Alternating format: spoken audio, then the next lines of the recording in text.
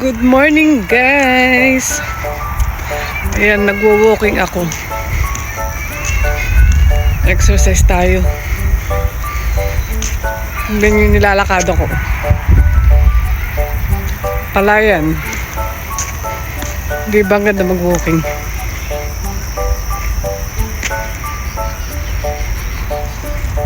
Ayan, tas may mga bundok dyan. Saglit pa lang ako naglalakad eh. Humihingal ako. Lakad-lakad din. Kasi wala na tayo maglakad at malamig na ang panahon. Hindi na tayo masyado papawisan. Diba? So, doon may ano tawag sa atin doon? Mga kinder ba yun? Mga bata. School ng mga bata. Paalagan siya. Yan. So, ang ganda ng view dun.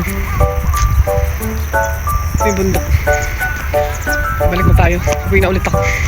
Medyo malayo na din yung nalakad.